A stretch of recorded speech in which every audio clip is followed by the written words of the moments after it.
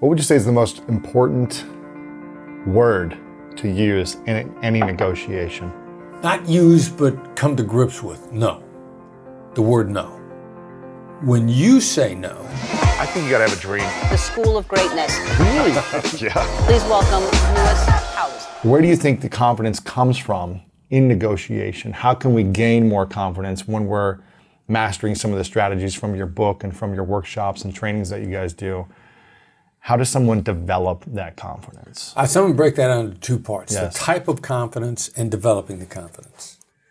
Because there's a lot of empty, vacuous confidence out there. Like I am, like False confidence. the false confidence. And this one guy we were talking to about a possible investment in a company.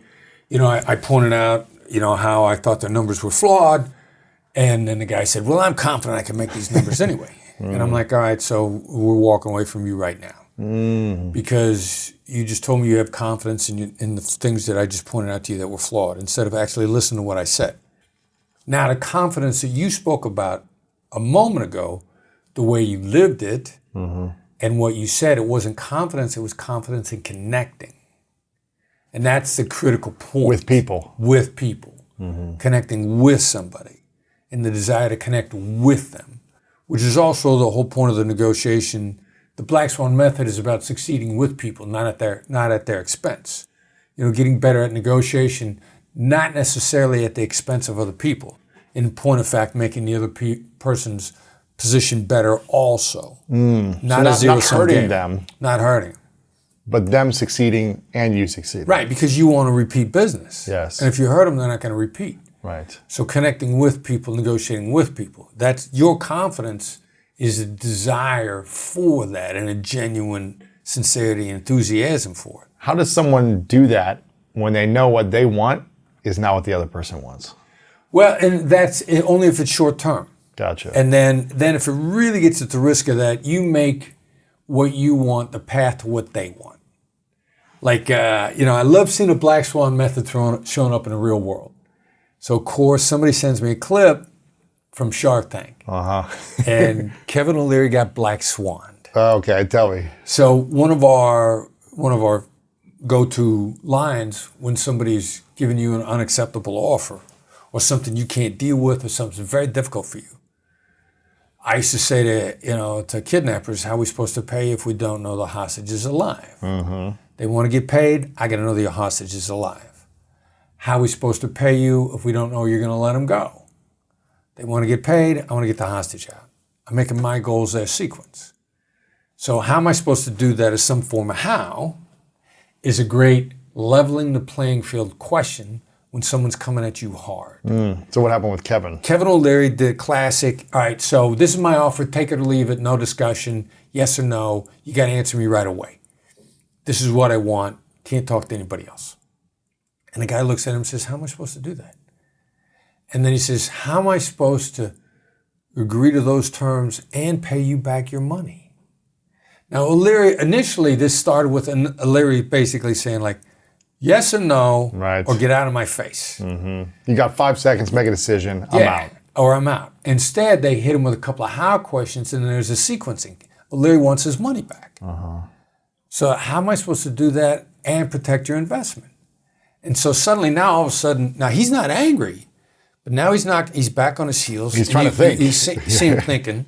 And at that point in time, since they've created so much space in a negotiation, now Barbara Corcoran jumps in. Right, now there's some time. Some people are listening. 10-second window, there's And a better deal is opening. And Kevin looks at her and says, hey, are you in? Are you out? I thought you were out.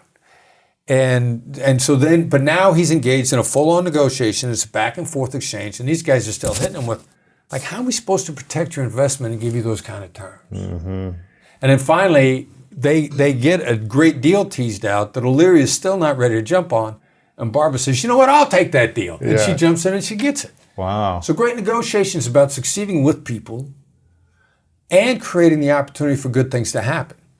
Because until they did that, Barbara Corcoran was out. But they created some space, they asked some legitimate questions, and suddenly Barbara says, there's a great deal in front of me, I'm going to jump back in. Right. What would you say is the most important word to use in any negotiation? Wow. Not use, but come to grips with. No. The word no. No is a great word to hear. If you're trying to make the negotiation? When I'm trying to make the negotiation. Because empathy is about what it is for the other side, not what it is for you. It's not about you. So when you say no, you feel safe. I'm protecting myself. I'm guarding my deal or whatever the side of that I have. I'm not giving in to something I don't want. Right. And as soon as you do that, you're more willing to explore options. Okay, no for this, but maybe what about this, or this? Right. Or I may say, look, does this look like a bad idea? And you might say, no, it doesn't look like a bad idea, but I need these things, which you, having felt safe, will now tell me honestly, because you don't feel obligated. If I'd have said, does this look like a good deal to you? You might say, yes, it looks like a good deal, but, the erasing word, I need these things. But you're afraid if you had said yes in the first place, you're now on the hook. So you're not going to be as honest with me about those things. So coming to grips with what yes and no really means is one of the major first turning points in anybody's negotiation journey as a great negotiator. Say that one more time. Coming to grips with what yes and no really mean is the first major turning point in anybody's negotiation journey. Because you think yes is success, and it's not. And you think no is failure, and it's not. Why is yes not a success? Yes, at best, is aspiration only. You know, the phrase hope is not a strategy. Yes is hope alone. Hope is inadequate alone. And at best, it's an aspiration. Most commonly, it's counterfeit. It's fake. It's a fake yes. So if someone says, hey, I want to do this deal with you, and you say, yeah, I'm open to that, or yeah, that works for me, you're saying it's not 100% until the deal terms are laid out over paper and people are going back and forth, or what do you mean? Well, about 80% of the time, I want to know what your deal terms are so I can shop them. Ooh. And if I've said yes, you're going to lay those terms out to me. And now I'm free to shop them and start playing you off somebody else. Interesting. And that is such a problem in the business world. Recognize that a lot of salespeople are now taught to say, are we the vendor of choice? Well, you're going for yes there. Now, if you're being played, nobody's ever, if they're playing you, they're not going to tell you the truth. No, yeah. They say, yeah. They're not going to say, well, thank God you asked, because as a matter of fact, you're not. We're just pumping you for information. Right. We want free consulting. Yeah. Like, nobody's ever going to say that. If they were already lying to you, they're going to lie to you about that question too. And so the seduction of yes, because we love to hear it. Like, yes, the heavens part, the angels sing, the sun shines. And that is such a seduction that people exploit us regularly by telling us yes. Yeah, it's interesting. So when you hear a no, or when someone hears a no, what is the first thing they should think in a negotiation? Well, it depends upon how the no came up. Like, in Never Split the Difference, we point out no could mean not yet. Or no is no to these circumstances, which doesn't eliminate other circumstances. Like, no could be I need time to think. Like, no is almost never rejection. If it's come up unexpectedly, it's really it's a signal that there's another path. Versus I got to quit and go home. No, it's failure. I'm horrified with no. And that ain't the case. So we intentionally try to get it all the time. Like if getting someone to say no as a result of a calibrated question is so powerful. You intentionally try to get people to say no. Intentionally try to get people to say no. That may be the only thing that some people learn. Because I get emails on LinkedIn all the time. Like, hey, I use the phrase, have you given up on this project? And my close rate is so exceeding everybody else that on my company, that I should come work for you and teach this. And my thought is like, I'm glad you're making a lot more money right now, but you're just scratching the surface. And you think because you're comparing yourself to your peers who are in the middle of the bell curve, that if you just moved up the bell curve one notch, you now see all these people way behind you. Mm-hmm. You don't have any idea how much more upside you have. Right. Wow. When you hear a no, what do you think next in a negotiation? Well, I always hear no's that I want to hear. You hear the no, you set it up. Yeah. So is it asking for something so extreme first? Well, for example, there's a lot of stuff, let's say, about the particular deal that I know you don't know. Okay. I mean, Ronald Reagan says if you're explaining, you're losing. But I got to give you some information at some point in time, Right. which is explanation. So I'll say something like, all right, here's what I think you're up against. Here's what I think the challenges are that you face. Are you against me sharing some ideas with you? No. Right. Now, I've just teed up, you got no problem with that. Now, I can't, if I got 15 things I got to share with you, I probably only get away with 3. Mm-hmm. Because each one is a lot. It's good information, you got to absorb it, I got to let you think about it. We got to go in small doses. But we are CDA, call to action, call to next step. However we close out, we always close out with a no. You know, me, the Black Swan team, Really? Everybody that we coach, always close out. Are you against doing this? Are you against me sharing some ideas? Does this look stupid to you? Is this a ridiculous idea? Like, you can turn any one of your yes questions into a no question, which is a 10 yes. times more valuable. Really? Because I've heard in the past from people that says, you want to get people saying yes, yes, yes, leading into the close, to a sale, to whatever. Right. It's like getting them saying yes. Right. But I'm hearing you get them to say no. Right. Why is no more powerful than yes? I think that what you're referring to is called the yes momentum. And I think that has been so overused. Yeah. And not only overused, but it's also been, they've been flim-flammed, they've been bamboozled. You know, they've been conned by that 2 or 3 times. They're yes battered. And then your problem is, They feel like it's a trick or something or some strategy. you're not a trickster, but you're engaging in the same methodology that the trickster used. Interesting. You know the African phrase, when you're bitten by a snake, you're afraid of ropes. Yeah. There are a lot of really legitimate people that are not trying to flim-flam somebody, but the flim-flam artists use that on them. You know, the timeshare industry has a very bad reputation. And some of the timeshares are clearly very valuable because I know people that have them and love them. Simultaneously, there are a lot of people out there that are hustling and conning people, and there's a whole industry that we've coached some of these people on getting people out of timeshares because they got them on a yes momentum. Now they got a timeshare that's going to bankrupt them. Now they don't remember exactly how that happened, but it was probably this yes momentum. So that they weren't conscious of it, but as soon as they hear it again, even from a close trusted friend, they got burned and they get an instinctively negative reaction to the yes momentum. Interesting. So what's the no? Is it a no momentum? What's like, what is this process of getting the no? Well, you're getting a no and you're getting the information. You know, no typically triggers implementation, next steps. Got it. But a no is really a yes. Yeah. It sounds like, would you be against me sharing some interesting ideas for you? No, I'm not against it. Exactly. Right. Okay, cool. Here's the next step. And probably if I'd have said, are you against me sharing some interesting ideas for you? Your more likely answer is, no, I'm not against it, but I only got 15 minutes. Yeah. Awesome. If I stick to the 15 minutes or less, I got your undivided attention. If I go over 15, you're going to start to get anxious because you're worried about your clock. Yeah. And, you know, that's the secondary thing. Like, if we set up an appointment, is it a ridiculous idea for me to take up 13 minutes of your time? Right. Not 10, not 5, but something in between. Right. Now, I know I want 9 minutes. I got it timed out.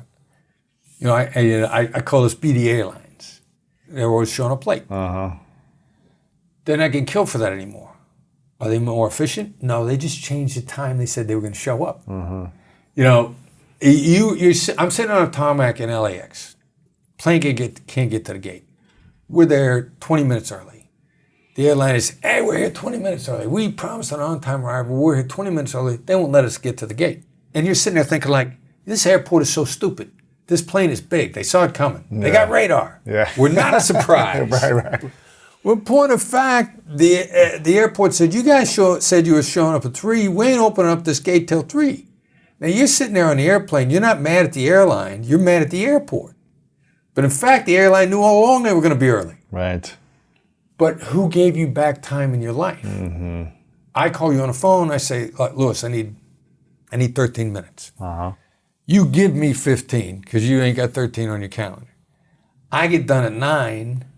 Give and I'm back like, time. okay. Yeah. And you're sitting there like, holy cow.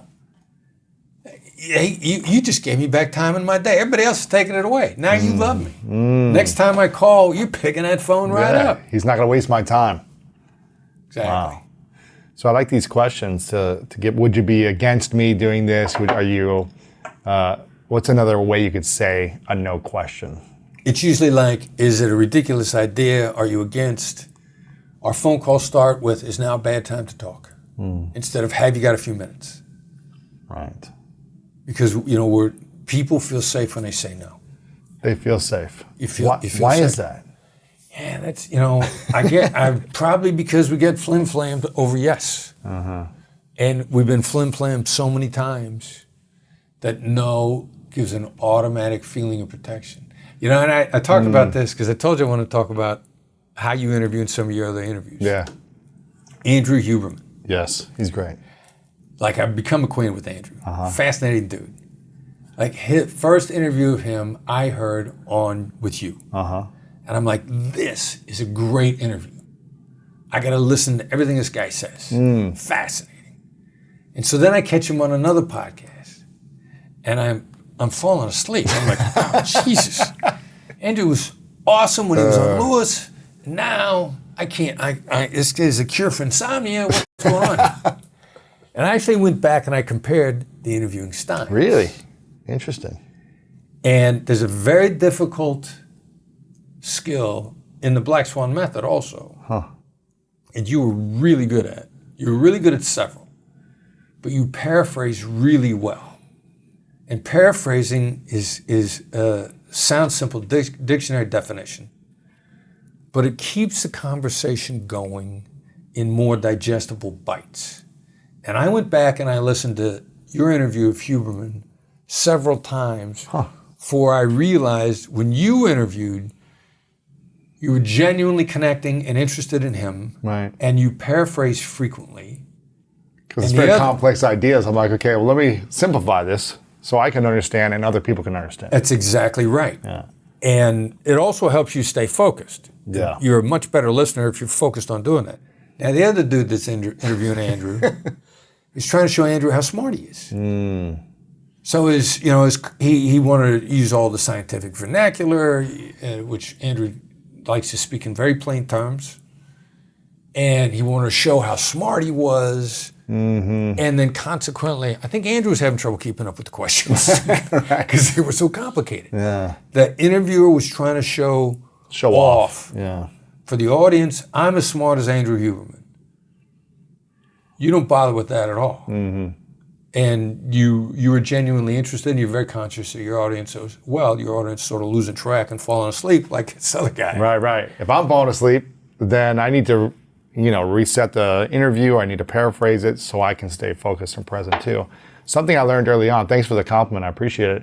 And I think it stemmed from an insecurity and a lack of confidence early in my 20s, once I was kind of getting into the... So you're saying you're a flawed human being? Very flawed human being, yes. After I got done playing arena football and lost my identity, I was like, what am I going to do with the rest of my life? Like, this was my whole goal, was play professional football. Now I got injured, I can't play anymore. What do I do? Do I really have skills? Am I talented? Is anyone going to hire me? I didn't know. Right. And I started going to these networking events in Columbus, Ohio to try to meet people, kind of these business networking events. And I remember I was like, wow, everyone's, 5, 10, 20 years older than me. They're all wearing suits. I have one sport jacket and a t-shirt, right? Everything about this environment is designed to make you feel inadequate. Exactly, everything. And I didn't have a job and all these different things. And I was like, okay, what value can I bring to this networking event, right? I'm not as smart or talented or successful as these professionals. And I remember being very intimidated. And I said, you know what? I'm just going to go here and have fun and ask interesting questions and listen. And I'm not going to try to Actually listen. I'm just going to listen to whoever's in front of me. I'm not going to look around and see who else is here, who's more powerful, who's more interesting, who's coming in the door. I'm just going to stare into someone's eyes, not in a creepy way, but I'm going to connect. Connect. And really ask interesting, genuine questions and shut my mouth. And I started doing this first night. And I did it with like a joyful energy, right? Like a childlike curiosity. I was just like really curious. I was like, wow. Important word. And I would do a follow-up question. Oh, tell me more about that. Tell me more. That's interesting. How did this happen with this? And at the end of the night, people came up to me like, you got to meet Lewis. He's such an interesting guy. He's so cool. He's so interesting. But they didn't know anything about me. I never shared anything about me. I was so curious about them. And I realized right then, I was like, oh, to be interesting, you have to be interested in other people. And you can build incredible relationships by showing how much you care, how interested you are in people, and make it about them as opposed to making it about you. And that was essentially what I started doing. I said, okay, I'm just going to use this insecurity of not feeling like I'm smart enough, lean into it, use the things I am good at, which is curiosity, joy, I'm passionate, I'm playful, I'll joke with people. And just try to make people feel connected and feel like their story is really inspiring, which it is to me. And that is kind of what I did with the podcast. It's just like, okay, you're way smarter than me, right? You've got these skills, this experience that I don't have.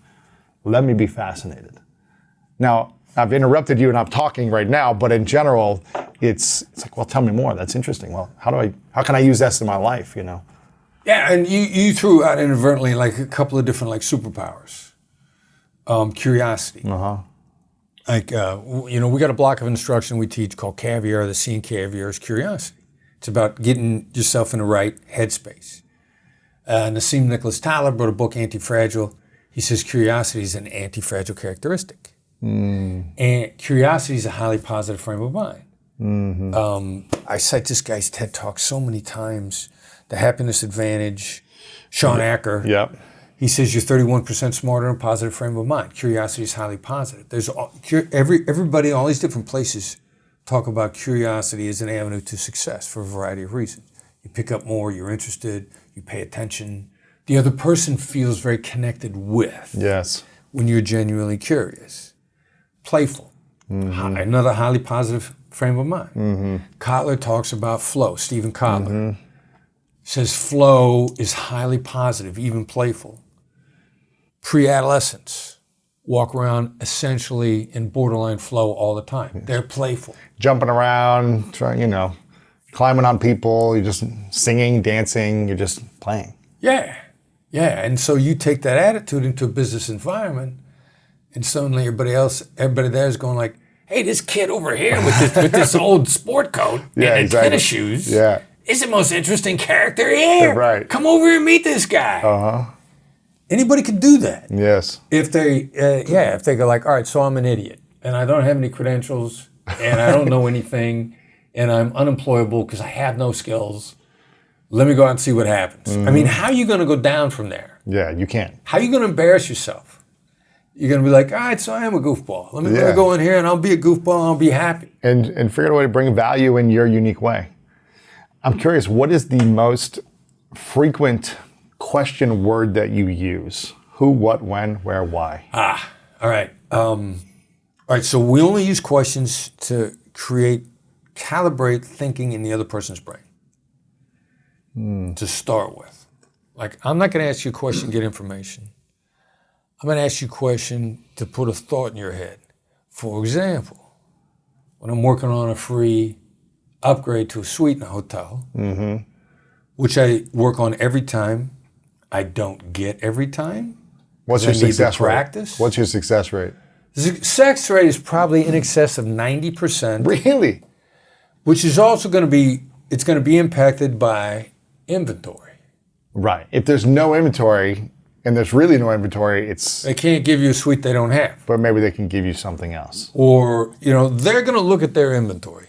The first thing, do they have any suites? The second, how many nights in a row do I want a suite? Like if I'm rolling in there, and I'm almost always late because I'm traveling. Sure. If they only got one suite, I'm staying one night, and it's after 6. They could give me that one suite. They can use up their inventory because I'm out in the morning, and at 6 o'clock at night, they're willing to gamble that nobody's coming in and taking it. Now, if I'm there for 3 nights, I'm not getting that suite. If that's the only one they have, because they got to leave it open. So, but I got to ask in a way that doesn't limit me to the suite. Right. Because I want them, get it. I want them to feel good about the interaction, so throw other stuff on the table. Like I'm in a hotel in Dallas probably about a year ago. I didn't think about it till I walked in the door. Parking lot's full of Range Rovers. I walk inside. There are no shortage of women that are dressed to the nines. Almost all of them accompanied. But I mean dressed to impress. I get up to the counter and I do the suite thing, and the guy's like, yeah, we got a wedding party here. Range Rovers, expensive outfits. Are they out of suites? More than likely. Right. So I do the pitch. He's like, man, we got a wedding party here. They're taking all the suites. So I asked him in the moment the question, is it a ridiculous idea for you to make it up to me at the bar? Now think about the absurdity of that question. Yeah. Like I'm asking for something for free that I never should have had in the first place. And if you don't give it to me, now you got to make it up to me? That's good. I like that. That's hysterical. That's great. And so the guy goes, no. As a matter of fact, and he comes around the counters and he gives me like 5-6 free drink tickets at the bar. And I'm like, That's pretty cool. I got to leave myself in a position to get other stuff. What's the go-to approach for anyone trying to get an upgrade? Well, so first of all, Or a car upgrade, hotel upgrade? It's not. You got to understand, since it's not about you, how do they see it? And so, and then like it's an emotional journey. And the journey is how it ends, not how it begins. The last impression is lasting impression. I got to take them to this great place. It's going to be 3 steps. Give it to me. Now, in a hotel, I'm going to be like, look, man, I'm getting ready to ruin your whole day. That's the first thing you say. Well, you got to give them your ID. Right. They got to Credit card, ID. They got to find your reservation. Right. Because they're going to be distracted. They're going to be multitasking. So they say, hey, you checking in? I'm checking in. Find a reservation. If you got a points number, you give them the points number. You got to wait for the moment, and you go like, I'm getting ready to ruin your day. Now, and you got to stop, and you got to wait. They tell you to go on. Now, from the hotel's perspective, like they have seen every horrible thing you could imagine. Oh, I'm sure. Do you have a goat in your bag and you want to do a satanic ritual sacrifice in a room, which we are never going to be able to get that out of the walls. Yeah, exactly. Like they've seen every crazy horrible parties, thing. Animal feces, whatever it is, everything. So when you say that, they immediately go to all this horrible stuff. Now, because you're gonna take them to a better place. So you say first, are you ready for me to? I'm getting ready to ruin your day. Oh man! And you let that sink in. And then they go, and then so now you start bringing them out of it. How are you going to seem to them if you're somebody who's asking for stuff for free? You're cheap. Right. You're another cheap, entitled, self-centered traveler who's demanding. And so I'm like, I'm sure. Again, it's not a denial. It's an admission, a prediction. I'm sure I'm going to seem like another self-centered, unappreciative, demanding traveler who thinks the sun rises and sets on him, who wants something for nothing. Now, you no longer have a goat in your suitcase. No, ritual sacrifice is not involved.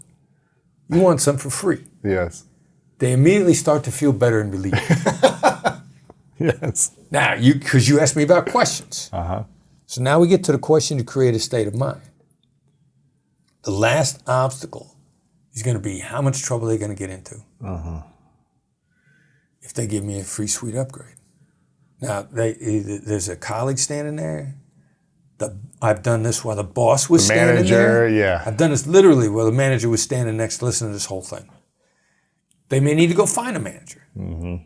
So how much trouble am I going to get you in if I ask for a free upgrade to a suite? Because the last thing that's going to go through their mind that they have to reconcile before they make the move is whether or not they're going to get in any trouble. I lay this out in one hotel in New York. And there's a woman standing next, because you're almost always going to get it in front of somebody. This works in front of other employees, it works in front of customers. You don't got to be in a vacuum. And the boss jumps in and says, because you asked nicely, let me see what I could do. She starts checking the inventory. Wow. I want to be there for 4 nights. And she says, look, if you can guarantee me that when you check out on Friday, you're out of here before 10 o'clock in the morning, I got an upgrade for you, but I got late checkout problems on Friday morning. You cannot have a late checkout. Wow. And I'm like, Yeah. you got it. Yeah. I mean, I'll come down in my pajamas if I got to get out of there in time. Right. Wow. Okay, so the 3 steps is I'm getting ready to ruin your day. Some type of approach of... Because what are you getting ready to do? You're getting ready to give them something negative. Yes. And the second one is acknowledging that you're coming across as another greedy, demanding customer that expects the world to open up for them and have something for free. And then the third one is, tell me the third step again. Question, how much trouble am I going to get you in if I ask you a free upgrade to a suite? Now, and this emotional journey, and really, the point is always leaving people better than you found them. And, they've been through a lot. Like, they want to help you. If they would love to help you, the first thing is, do you appreciate what it is for them? Like this poor schmuck behind the counter, he's getting yelled at by everybody. Everyone. And everybody's going for a free upgrade. And, I had a friend of mine who had this really entertaining one, but the success rate was really low. He's telling me, he says, you mean to tell me if the President of the United States wasn't coming in here tonight, you wouldn't have a suite? And the clerk says, of course we would. So, well, President ain't coming, give it to me. Right. That's really entertaining. But it left the guy resentful. Like one hotel I'm in, where I get the upgrade for several nights, an hour after I check into the room, my plans change dramatically. I got to check out the following morning. I'm not staying 2 nights. Now, by and large, they are completely entitled, based on the terms of the contract, to charge me for the second night. Right. I've agreed to that. I go down the next morning and I said, look, I am so sorry. This is my problem. This is not your problem. Because it was my problem. And if I asked to check out without getting charged, their first reaction was like, look, dude, that's your problem. Bad planning on your part is not constitute an emergency for me. Yeah, we're a business. We got stuff to do too. You screwed up. Why should we pay? So that's what they're going to think. So they're going to think it's my problem. So I've left them with a really positive residue from the day before because they felt great about helping me out. And I said, look, I'm sorry, it's my problem. I go, no, what is it? What is it? What is it? I go, my plans have changed. I got to check out. I got to go home. And they're like, oh, no worries. We'll get you out of here. What can we do? I mean, leaving, because even after the deal, you always need some sort of collaboration from somebody. You're going to need something. It doesn't matter what it is. And even if you don't need something, you want them to feel like they helped you, they felt good about helping you. Right. The hotel staff, they realized that you could give them a great social media review as a result, which is going to be really good for their business. They don't want to get clobbered over the head.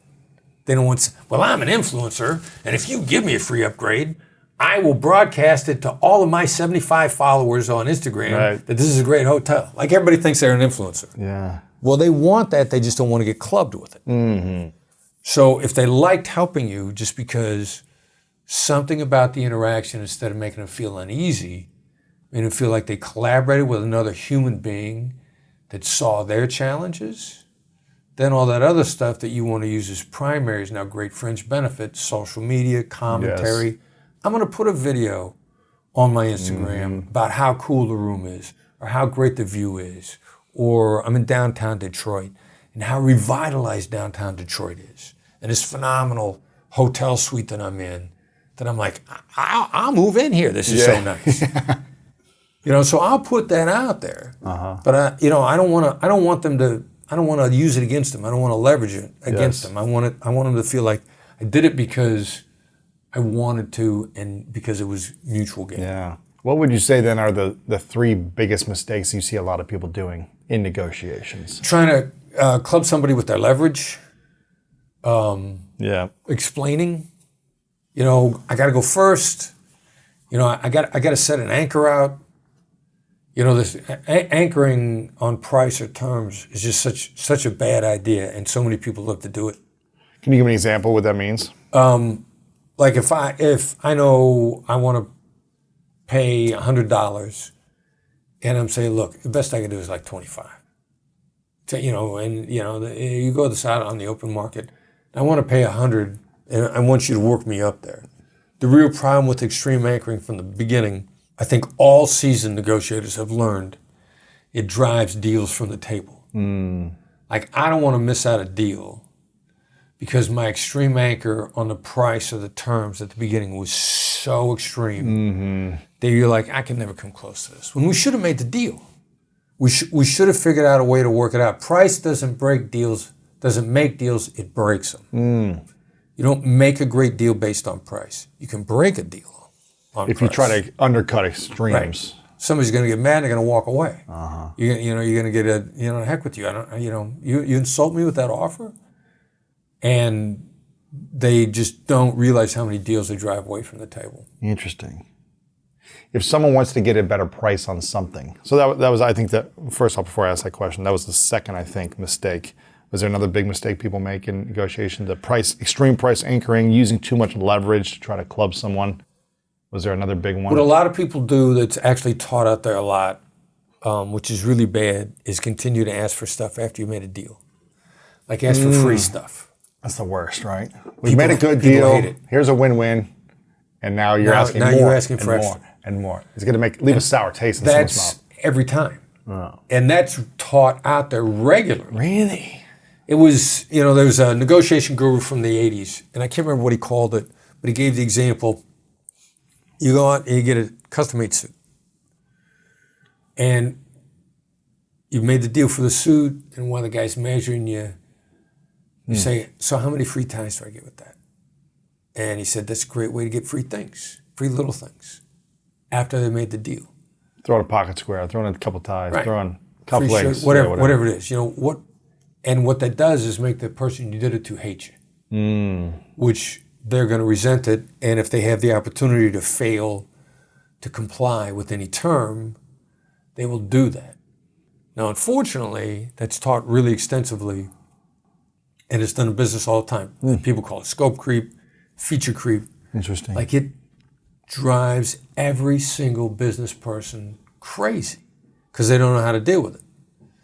Now, the Black Swan method, you might say, if you were good at how questions, you might say, how can I give you free ties and continue to want to do business with you?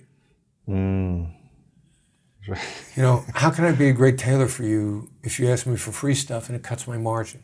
Right. Make their what they ask for the obstacle to what they want. Either what you want is a path, or if what they want is bad, it's the obstacle.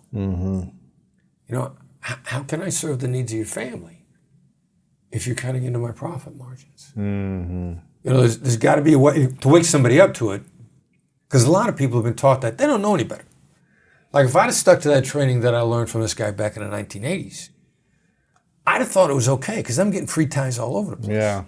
Like, a lot of people, if they don't know any better, how do you wake them up so that if they only knew, they'd change? Now, there's some people that are doing it on purpose.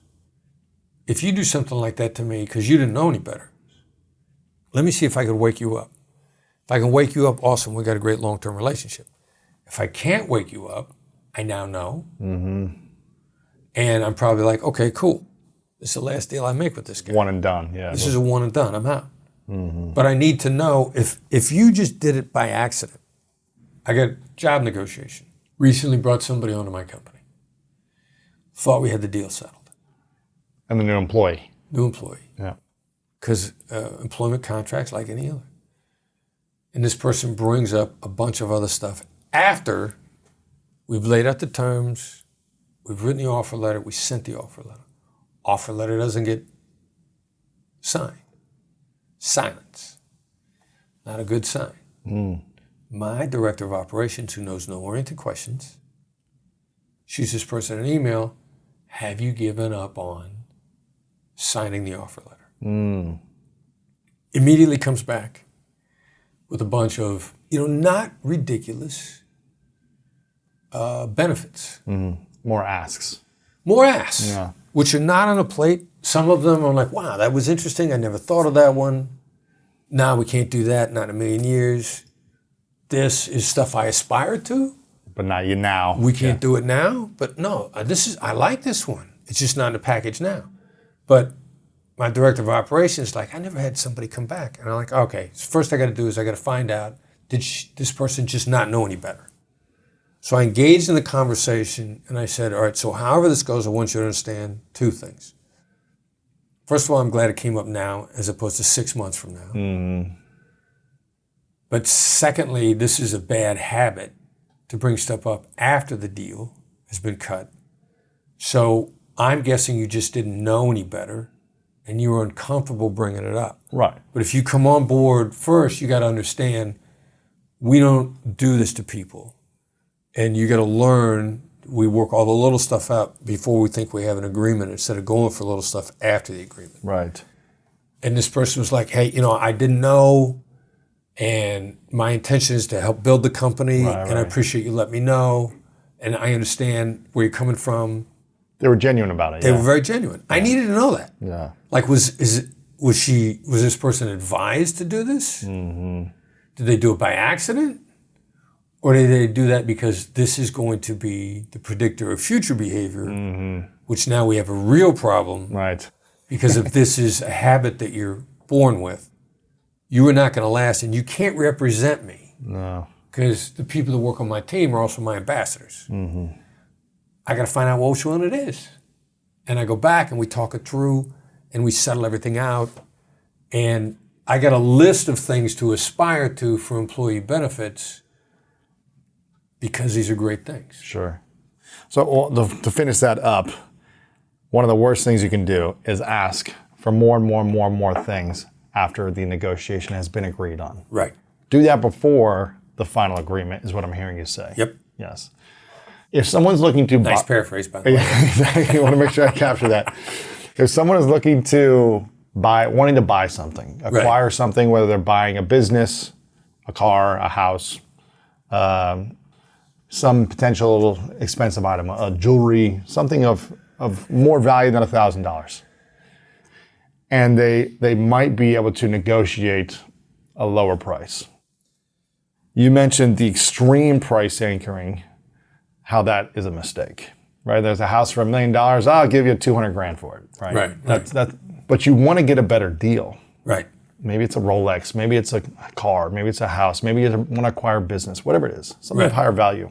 A ring, an engagement ring, you're going to marry someone. Right. Let them make their profit off somebody else. Yeah. What should be the lower percentage on a higher item of value? What should the initial offer be? You want to get a better deal.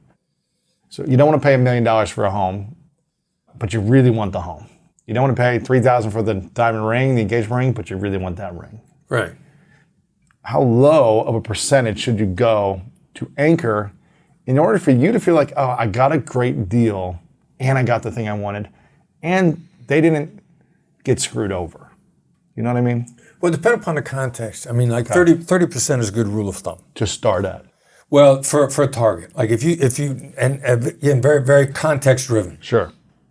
Like, for example, I'm in Macy's one time and picking out this jacket. Girl I'm with really likes it. She searches the thing extensively. She finds like a thread out of place. And she goes like, watch me get 10% off on this jacket. And I'm like, thread out of place. I can get 30% by being nice. No way. Yeah. Tell me more. Well, like in every transaction, I look at it as there's an aggravation tax. Now, the person that you're dealing with has already built in the aggravation tax because of all the aggravating people that have come through the door ahead of them. So there's an aggravation penalty, there's an annoyance tax, there's an aggravation tax that's already there on the price. Now, if you're not aggravating, you don't need to pay the aggravation tax. Interesting. Let somebody else pay that aggravation tax. And you benefit from them actually paying that tax. Yeah, let somebody else pay it. If I'm not aggravating, why should I pay the aggravating tax? So, this young lady, she'd gotten 10% off on a regular basis. I will be demanding 10% is the annoyance tax when there's another 20% to be gained. Interesting. Like so many people don't realize how much money they're leaving on the table. Really? Like massive amounts of money. On any given, the difference between 10% off and 30% off. Right. Like they got a way to give you a better deal if they feel like it. So how do you get them to feel like it? Well, great. There you go. Exactly. Again, the approach very similar to the hotel thing. There's a strategy where we sort of bundle the skills in a Black Swan method. We call it the accusations audit. The accusations audit. Accusations audit. Let me do an audit of all the names you would call me if I'm going to do this. You say this. You say it to yourself. Okay, not to them. Because I need to come up with a list. So, again, it's like, look, you get annoying people coming through here all day long, every day, want something for nothing.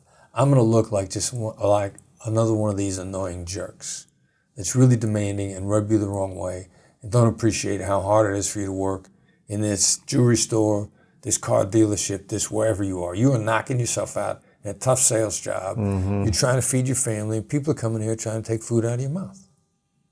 Because how do they see it? It's not about you. And it's really not sympathy. The difference between sympathy and empathy. I feel your pain. Right. Like I've been there too. Like I'm a regular guy like you. Yeah. Like don't give me that regular guy stuff. So, but you look at people like me who want something for nothing, who come walking in all the time. You look at us as wanting discounts and you're trying to feed your family. Now suddenly this person is like, oh, wow. They get it. This is not the other annoying jerk that came in here. Now they're starting to open up. And then, you talked before about being playful. Being playful about this can be a really big deal. I've gotten so many things for free for being playful, or upgrades or discounts just by, let me just say, a friendly joke or just something funny. Right. Let me just be goofy and dance in front of them and be like, what is this guy doing, Yeah. You don't got to pay the aggravation tax. Yeah. And then plus, see, Sean says you're 31% smarter in a positive frame of mind. Not only have you put the person in a better mood, you now got them thinking about options. What can they do? How can they help you? What can they get away with? How can they shortcut the TSA line? How can they, what's the code for the employee discount? Like in this same place where I'm trying to get this 30% or so off, and I'm joking around with this guy. Sure. And one of the things, get him to see as a human being, I'm like, well, I'm Chris. Is there a Chris discount? What kind of Chris discount is there? And they laugh at that. And so, and I'm still not getting enough of a discount. And finally I go like, look, give me the employee discount. Now I've been joking around and I smile when I say this. This guy goes like, if I give you the employee discount, I got to pay for this thing myself. And I go, I'll pay it back. Yeah. And I'm laughing and he laughs. And so he looks at the machine and I says, wait right here. And he walks around and I see him and I walks up to a person and I perceive to be the manager. And he's whispering in the manager's ear and I see this manager standing there going like, No, really? No. And he comes walking back and another employee intercepts him, whispers in his ear, and I see his eyes light up and he walks over and he plugs in a discount for me and we get the 30% off. Wow. But I was joking with him. I was showing I knew what it looked like from his perspective. I'm getting myself out of this aggravation tax thing. Let somebody else pay the demanding, aggressive, annoying tax. You go in there and you brighten somebody else's day up. You leave the world a better place. You get some practice in because you want that confidence for the big negotiation. Right. And all these things work for you. And you end up feeling better about the day yourself. Yes. You get a fun interaction. Yeah. And you got a discount. Exactly. Do you practice every day? Any financial transaction, are you practicing? Even if it's a cup of coffee, if it's the gas station, if it's a hotel, it's a plane.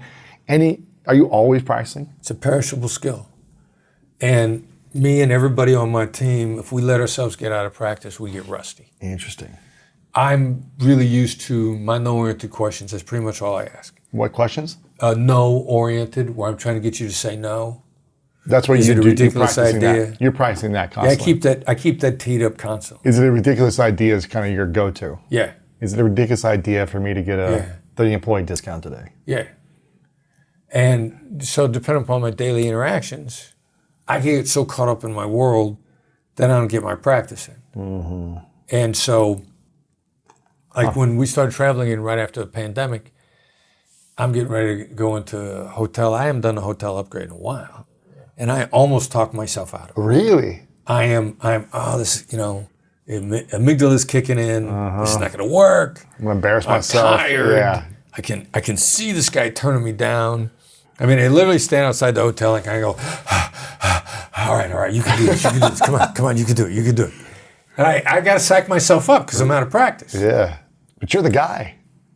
That's right. It's perishable for everybody. It is not riding a bike. Yeah. And then you also got to be willing, if it works 9 times out of 10, sometimes you don't get anything. Right. Hotel I was in recently, my read of the guy is you run across deceptive people that are not there to help you, that are not going to give you anything. And through the course of the interaction, I get several very strong reads that this person was that minority that we're all afraid of is the majority. They're a minority and they're there. And so that interaction was, all right, so my read is this, this, and this. Now I'm smarter. I see this guy coming farther away. Like Conor McGregor, I win or I learn. Sure. You win or you learn. Now I'm curious. When you go into a store, a hotel, airport, and there's multiple options of people to talk to, who you would buy from or get upgraded from. There's 2 people at the counter. There's 3 people at the store. Are you assessing first who I should approach based on body language, based on if they smile, if they're, in a more positive state? Or is it depending on male, female? Is it, do you have a success rate based on, is it just more an intuitive feeling that who you walk up to? I hadn't thought about that before. What I'm really more worried about is what kind of vibe I'm putting off. Like I don't have a lot of control over who I'm going to get. In point of fact, they're reading me before I start reading them. Because, they got a revolving door. They're picking up this energy. I think there's actual energy there. It's one of the things I bounced off of Andrew Huberman. Is the energy actually there? Interesting. And he's like, the data doesn't support it. I suspect it's possible. And he's a very data-driven guy. Very. He's solid Science. Solid science. Peer-reviewed journals. Yes. He's like, the data ain't there yet. But I think it exists. That's Chris Voss saying that, not Andrew Huberman. Andrew didn't say that. He didn't say, I think it exists. Chris Voss says, I think it exists. These people behind the counter, they're picking up on my vibe. So what I got to do, instead of sitting there like, I want this guy, I don't want this guy, I don't want this guy, I might be putting off a bad vibe. I need to put off a relaxed vibe. Yeah, just Like go walk right up. I'm not in any hurry. Like I'm cool. If I'm looking at them, I got to make sure I'm looking at them and my inner voice is saying like, take your time. I know you guys are busy. Right. I can't look at them like, do your job. I'm standing here. I'm a customer. You should be waiting. They're going to pick up on that if that's my inner voice. So I got to get my inner voice in a place where I'm giving off a positive vibe. Relaxed, positive. And then I'm going to roll up and I'm going to do a read on the person in a moment. If they look like they're having a bad day, I'm going to say, tough day. I'm hitting the reads on the TSA people all the time. Really? For practice. I do a misread on a TSA guy. Don't remember what airport I was in.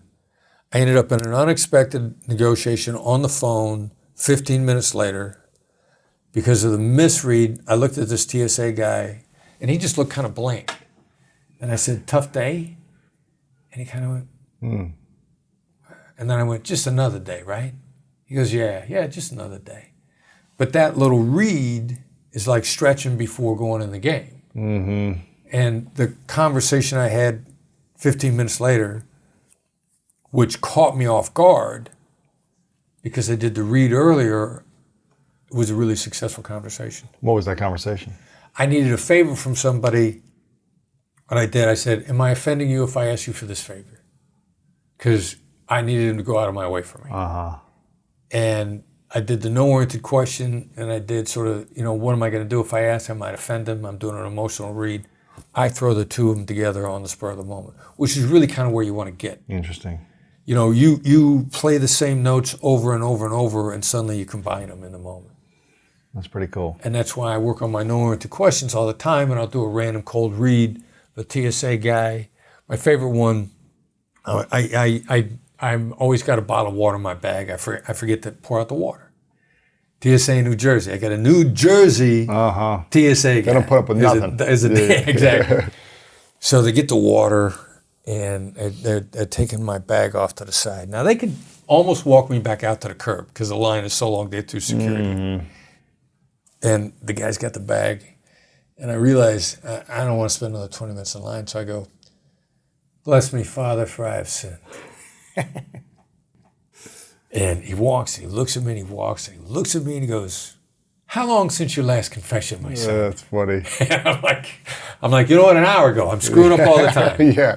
And he took the water. We poured it out. He's not supposed to pour it out. He poured it out for me. He turned around and walked me back, cut me in line in front of everybody else, put me right back in the thing. It says, I'm taking care of this guy. It's okay. And they put me through. Wow. That's great. That's amazing. Someone taught me this like 12 years ago. And he said, use this. Say, what are the chances that you can do this? What are the chances you can get me an upgrade? What are the chances you'd be able to do this? Yeah. After you created the rapport and the connection and all those things, what's the chance? And that has worked really well for me. And I'm wondering, why do you think using that has also worked? Okay, so I'm glad you brought that up, because you asked me about questions before. Mm-hmm. If you're going to ask a question, they should only start with either the words how or what. Because they feel very deferential to the other side. People loved to be asked what somebody should do or how somebody should do something. It's extremely appealing to the other side. There's great power in deference. It feels deferential. So it's a lot more impactful than just saying it's an open-ended question. The who, what, when, where, why, and how should really just be narrowed down to what and how. Okay. Now, how is primarily, but not exclusively, to map implementation. How am I supposed to do that? Is actually, how am I supposed to implement that? Mm-hmm. What, how do we get this done? It's implementation. What, primarily, but not exclusively, to uncover obstacles. Mm-hmm. What stands in the way? Mm-hmm. What are the chances? So when you put it like that, you got a what question. It feels deferential. It's open-ended. It triggers deep thinking. Danny Kahneman talks about deep, slow thinking. Your demeanor is very genuine and curious and connective. You want to talk with people. And then what are the chances? Triggers people to immediately begin to assess where the obstacles in the environment are. Mm-hmm. And they're really going to probably, if you look back at all your answers, because what are the chances? Most of the time, if I were to technically answer that question, I would say the answer would be 50%, 75%. Right. In point of fact, people probably say like, well, here's what we got to overcome. Mm-hmm. Here's what we got to do. Here's what that would look like. They would be answering you in regards to the things to be overcome, in order to make it happen. And then you can negotiate more. And then they would think about chances or how hard each of those obstacles would be to overcome. Right. So those are the things that I love about that question. That's interesting. When you were practicing, again, you're practicing all the time. I feel like this is something I've been doing as just a game in my life, just like a fun challenge. Can I get this from this person? Can I do this? Can I get an upgrade? It's just like a fun thing that I've been doing for a while. But when I started reading your book and having you on, I was like, okay, I need to do this even more. The question I'm curious about is, with every interaction, is there always something we can get? Even if they say no. Like, for example, if they say, no, we can't upgrade you, I try to say, well, can I have a free mint? And if they say, oh, we don't have any mints, then I say, can I get a fist bump? Can I get a smile? I'm always trying to like get something, even if it's a little something. What's your thoughts on that? Like, even if they say no to everything that you want, but can you smile for me? Can you give me a bottle of water? Can you give me something, Yeah. Yeah, no, I love it. There's energy. There's measurable energy. So it's always, if you're a complete mercenary, it's to your advantage to be increasing your positive karma. Right. It's going to constantly increase your chances of success. Right. And the more karma you leave around you, whether it's real or whether, who knows what it is, but you're going to increase your chances of success. Yes. And so, or, you increase the chance of success of the guy behind you. And the guy behind you ends up sitting next to you on a plane. Or, whoever's in line alongside you as you're increasing that karma is probably there because, if you're on the airplane, they're going to be on a plane next to you. It might be the dude next to you. They might be the guy who either rubs the flight attendant the wrong way or he makes her feel good. And consequently, when she walks up to you, she has a different, there's, the sort of the domino effect. The domino effect's always there. So I love that. I love that approach. Yeah, yeah. And then in point of fact, you're doing it in a positive fashion, which keeps you smarter. So you're probably more prepared for your next interaction. Right. And there's nothing that fuels our momentum like success. Yes. So if all you got asked, dude, was a fist bump, right, you're walking forward with a success. Something, yeah. It's something, okay. Good to know. Can you share your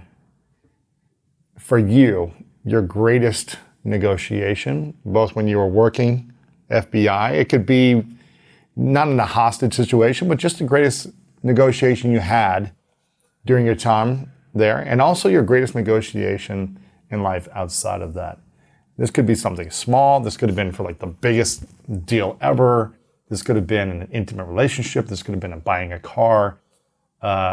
This could be, rescuing a hostage. But I'm curious if you can give one example, personal life and professional life. Wow. Yeah. There was some different victories in hostage negotiation. After a really bad debacle, second case I worked in the Philippines, second major case, the Burnham Barrel case, 2 or 3 hostages died in friendly fire at the end. That whole case, 13 months from beginning to end, a lot of people died. It was a train wreck. It was ugly from start to finish. An American citizen was executed early on. Everything about that was ugly, everything. And we had, somebody got proof of life in the middle of that case, and I don't know who it was or how they got it. And we find out one of our hostages on the phone. Hostage is only ever on the phone for proof of life, and he ain't on the phone with us. And we're thinking like, who the heck is out there? Is there a competing bidder for the hostages? Like, it was insane. So struggled with that for a long time. Finally got the revelation of how it's done, which was, in my view, somebody on the other side and another player asked a how question. So that was when we first got onto how questions. Drug dealer in Pittsburgh. Really? Drug dealer on drug dealer kidnapping. Drug dealer goes to the FBI, because who do you go to when somebody important to you get kidnapped? The FBI, no matter who you are, even if you're a drug dealer. His girlfriend gets grabbed by another drug dealer. Hostage negotiators is riding around with this guy. On his own, he says to the other bad guy, hey dog, it's my favorite phrase of all time, hey dog, how do I know she's alive? How question. Everything changes in that moment. Who really had the upper hand shifted from the guy with the quote leverage who had the hostage. Total shift in upper hand when he asked that how question. So I'm like, this is it. We got to change. Start doing how questions. We got to do how questions. But what if someone, the person who has the hostage is like, well, you have to trust me or this person's going to die. You just have to believe, That's a possibility. Right. And then what would the follow-up how question be if someone's being unreasonable and not giving you a little bit? How are we supposed to pay if we don't know they're alive? Right. We got a couple lined up for the bad scenario. Mm-hmm. Now, there's a possibility that they may still go because that's the way it is. Right. But you got to go that path to find out. First, You can't be afraid of going that path. Mm-hmm. So we decided to do the how questions, and we do a shift. We got another kidnapping in Ecuador. This guy named Pepe, who I'm still friends with. The kidnapper? The hostage. Oh, I was like, I got you. I was like, the kidnapper? I got some bizarre friends. I'm sure you do. I got former prison gang members that are friends. I'm sure you do, yeah. But none of them were hostage takers. Okay, yeah. So this was the hostage. Hostage. Pepe, still a friend, he and his family. So we asked the how question. Now, it's in Ecuador and the Gaula, which is the local police in Ecuador. They're like, we don't do it like that down here. We ask a different proof of life question. Pepe's wife afterwards says she knew there was tension between the FBI and the Gaula, and she knew it was there, but she appreciated professionalism that nobody would argue in front of her. Well, they were arguing about this change I wanted them to make. So we're doing a how question, and halfway through this thing, they start referring to Pepe as Don Pepe. And we were like, what? Don, that's a sign of respect. What in God's name is going on the other side of the table? And about 28 days in, Don Pepe makes good his escape. He escapes. Goes out 2 o'clock in the morning, driving in a rainstorm, middle of the jungle, goes out a window. He's a jungle guy. He was a jungle guide ahead of time. In 28 days, he'd been there. He figured out where the nearest town was, how to get there. He knew if he goes out in the rain, all he needs is a 20-minute head start. They're not going to be able to track him. He's going to be able to get to town. He's going to be able to get out of there. Interesting. 28 days in, I get a call from the same negotiator that had called me a year earlier and said, I got bad news, Martin Burnham is dead. This same guy happens to be in Ecuador on my behalf. And he says, hey, Pepe's out. He escaped. He hasn't got out of guerrilla territory yet. He's on a bus. We're going to meet him. Wow. And so this is all this how thing. So we never got proof of life. I can't wait to interview Pepe. He's actually a New York State resident. He's an American citizen, dual national. I'm sitting down with him in upstate New York, and I'm like, hey, we never got proof of life. We're asking this how question. And he said, it was crazy. The whole time, they talked about taking me to town to put me on the phone. And they kept talking with me about that. And that was one of the major factors that he went from being a commodity, a piece of property that they were housing in a house waiting to be sold, to this forced interaction on the other side of the table where they had to talk to him regularly. You kind of build a relationship with them. And he happened to be very good at relationship building. Wow. So we triggered the interaction, and then he capitalized on it with his natural gut instincts. Wow. Creating the opportunity, they relaxed his security so much because they got to know him as a person. They were less worried about him running away. They got very relaxed around him. They gave him the run of the camp. He sees the opportunity, 2 a.m. rainstorm, he is gone. Wow. And that, to me, that was like, great negotiation gives the opportunity for good things to happen. Mm-hmm. And you don't get so focused on your outcome that you wouldn't take something better. And just engage in a process and let great things happen. Wow. And he escaped, and that was not part of the game plan. And I realized if we got a great process, if good things are going to happen, you got to let them happen. Yes, that's powerful. And what about personal life outside of the FBI? Best Most memorable negotiation. Again, it could be some big deal or something that was small but really meaningful to you. Wow. Director of Operations, Black Swan Group. Chelsea. Loves working with us. And we initially brought her in as one of the, the virtual assistants. Yes. Not an employee. And you get a virtual assistant because if they don't work out, you don't got to fire them. You say, hey, this person wasn't the right fit. We learned about fit. Chelsea's phenomenal.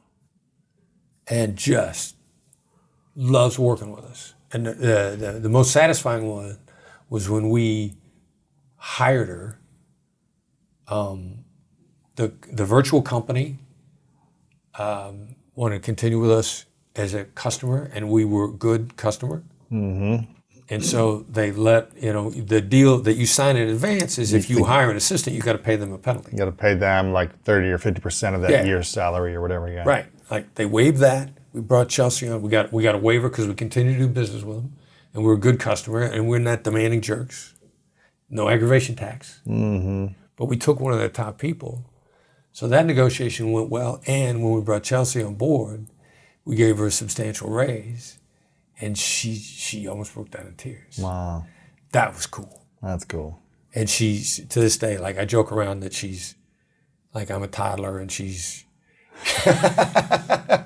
she's a minor. She keeps tracking me. Right. And if I'm not where I'm supposed to be, I'm getting a buzzing on my phone. Yeah, that's great. Her husband plays a banjo, so her ringtone is a banjo. Wow, that's great.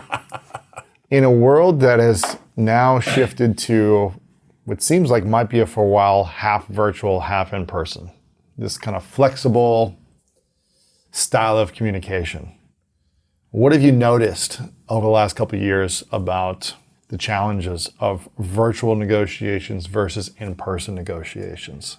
See, that's another reason why I think this energy thing that you feel is real. Because, people get on Zoom and they're like, I got to see him, I got to be in person. Like, you got almost all the same data visually that you had before. Yes. Like, if you and I are meeting in person and we're at a table, I don't see you from the waist down. Right. If we're on Zoom, I don't see you from the waist down. The amount of visual data is all there. And everybody feels more uncomfortable on Zoom. And more uncomfortable? Uncomfortable. Everybody complains about the comfort feeling on Zoom. And they attribute it to the visual data, and the visual data hasn't changed. And it's my belief that there is there's an actual feel that we get from people when we're in the room. And I think it's one more indicator of why, this, whether you call them, auras or, the energy that you exude is an actual thing, and we just don't have the ability to measure it yet. Yes. I mean, like if we were all deaf, sound would seem mystical, right? Right. So I think that's what we've learned in terms of human communication.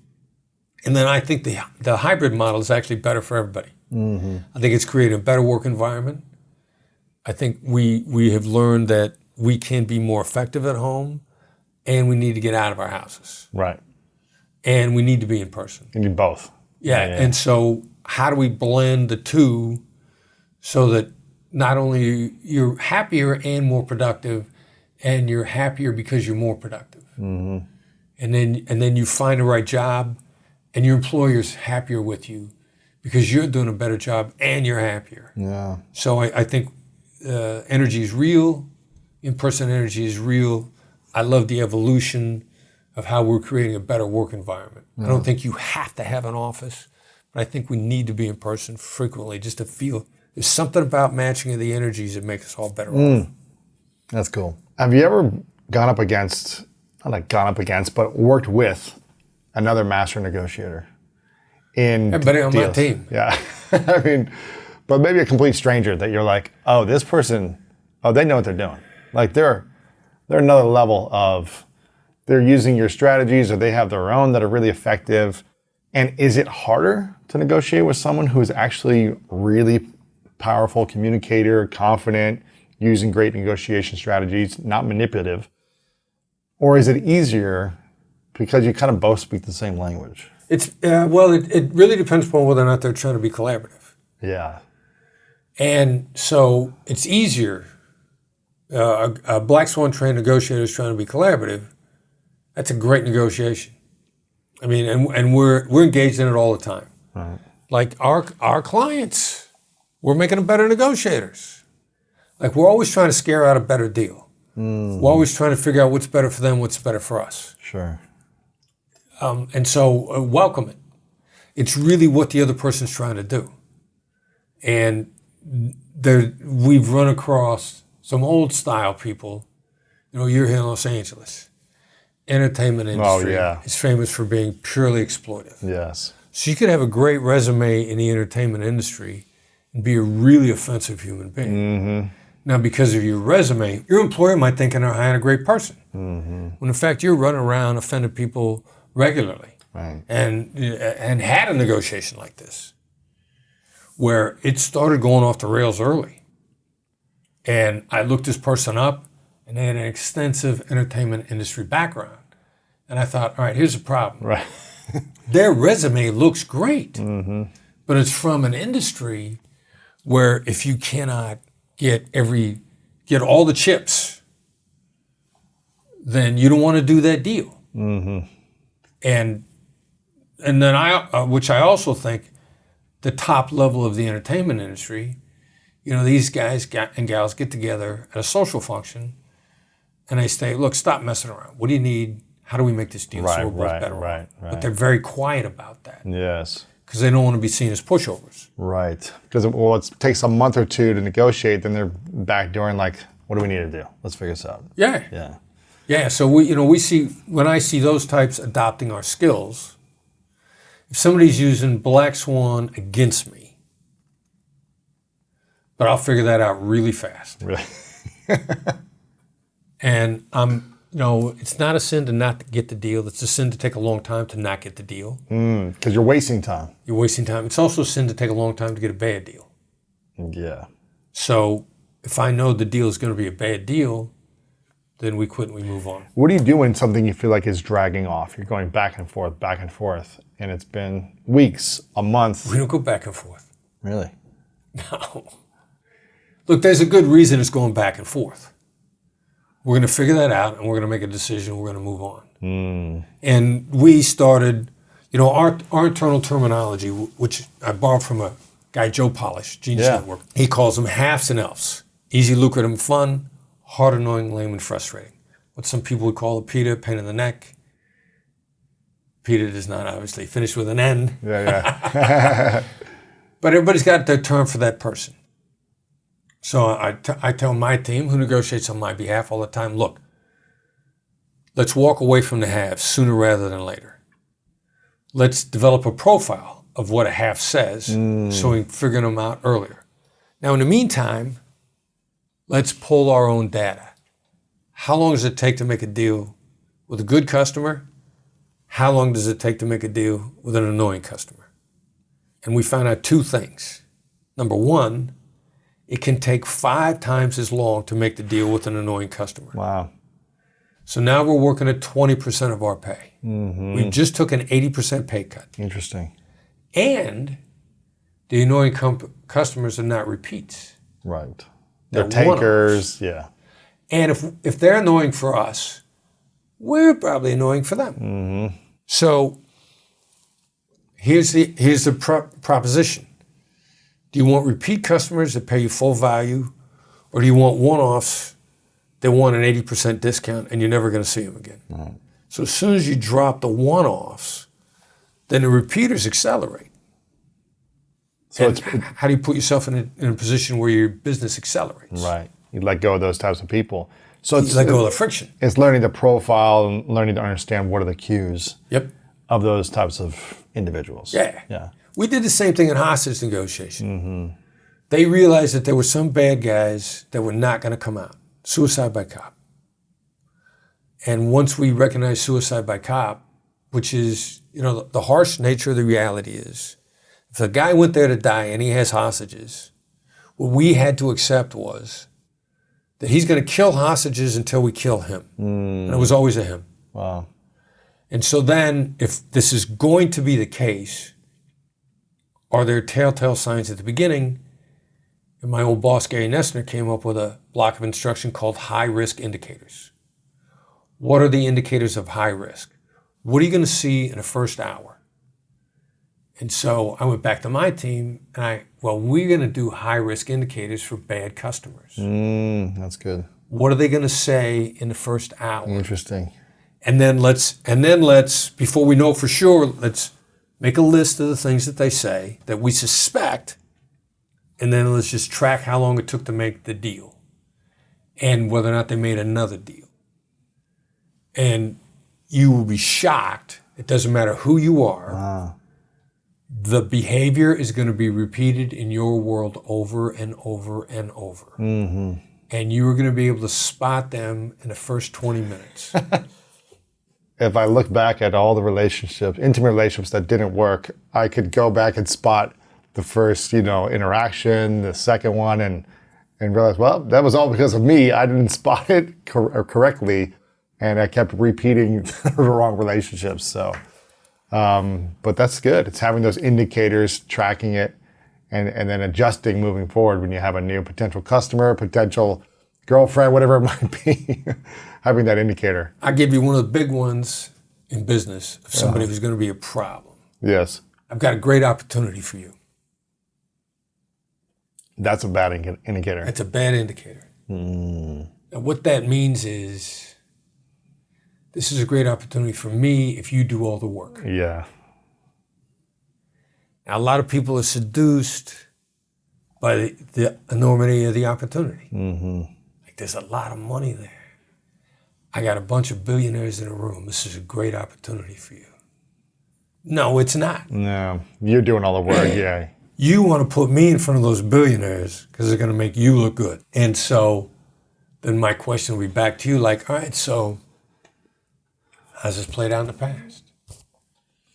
Who that looks like me did you put in this position, and how did it work out for them? Mm-hmm.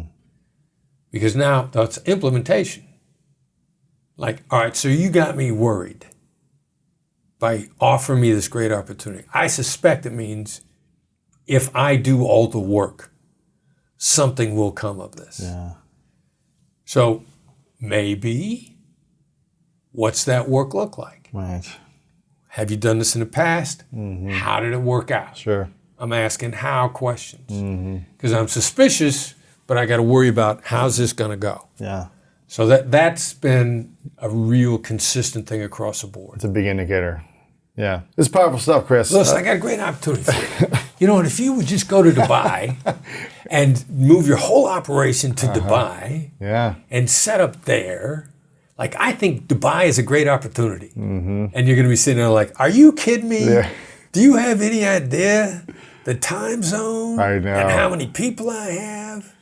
Yeah. But I actually, when we were talking earlier, I asked you about setting up shop in other countries, and your immediate reaction was how hard that was going to be. Yes.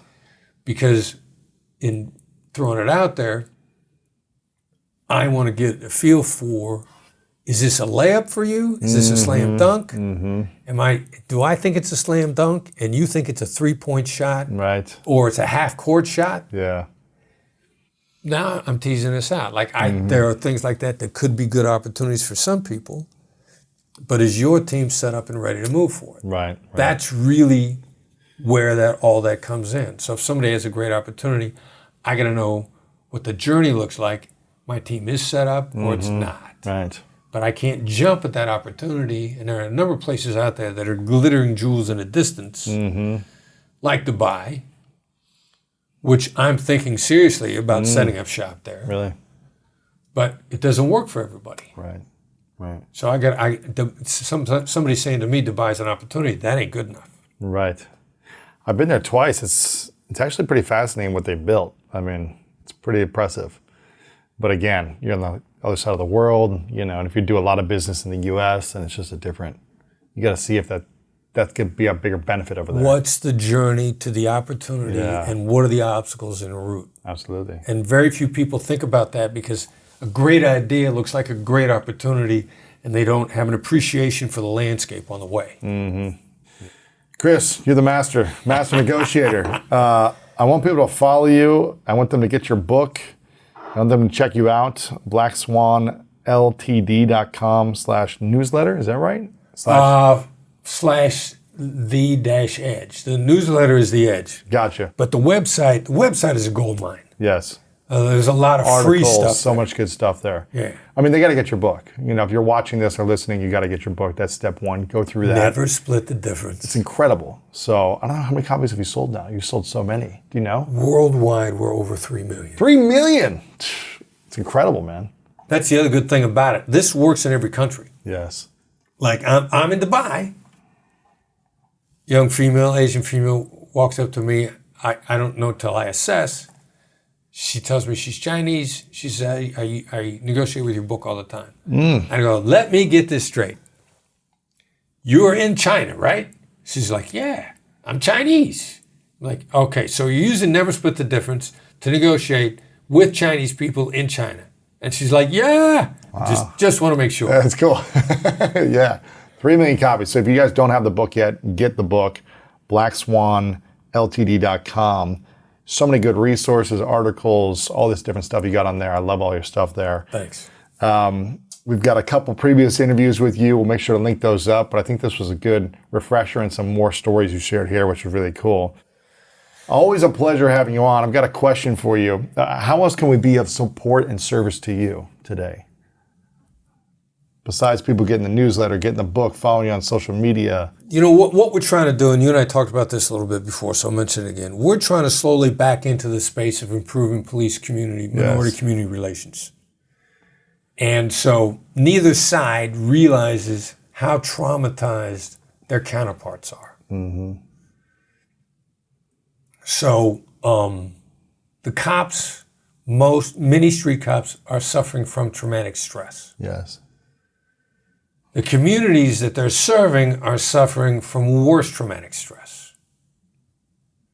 So it's not surprising that there's problems.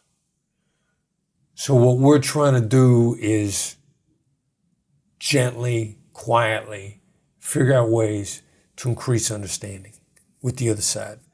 So if you're in law enforcement, spend some time in a community where you're not on the job. If you're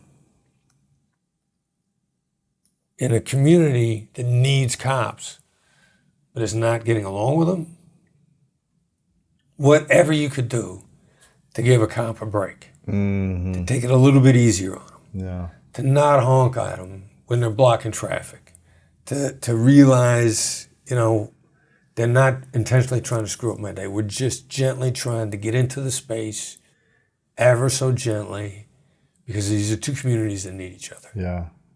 How are you guys doing that, or how can people support that? One of our trainers, Troy Smith, has got an organization called Walk a Mile in My Shoes. And he's developing relationships between the police and disadvantaged communities, which is really euphemism for black. By and large, the communities that struggle the most on a regular basis for whatever reasons. There's no shortage of blame across the board. No group is without sin. Mm-hmm. But what Troy's doing with Walk a Mile in My Shoes is making a difference. That's cool. Okay. Where can they check that out or learn more? They Google Walk a Mile in My Shoes, they'll probably find it, or? Yeah. Okay. He should. I think they've got it set up on his website. Or email us. Okay. Email info@blackswanltd.com. Say you want to be supportive of Walk a Mile in My Shoes. Nice. And we'll turn you on to them. Okay, cool. I want to acknowledge you, Chris, for your constantly showing up and giving people tools, strategies, resources to become better communicators, to become better negotiators in ethical, win-win situations, not manipulative situations, for giving people strategies to have a more enriched life. Yeah. And it's really cool that you continue to show up this way. So appreciate you for all that you're doing and the consistent effort you add to the world. I've asked you this question before, but I'll see if it's different.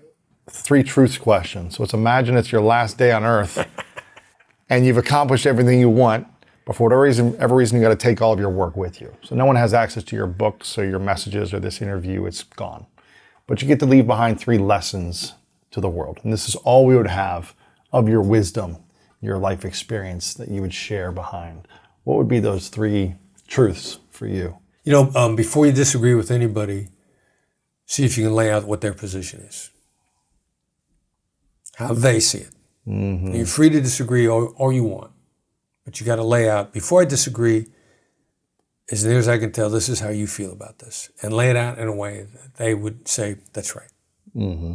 Then you can disagree all you want. Yeah. Like if people would just do that, the amount of stress and anxiety in the world would decrease. Because they would feel seen and heard and understood. Right. Yeah. Yeah. Okay. That's number 1. That's 1. And how many more do I got to do? 2 more. Don't quit.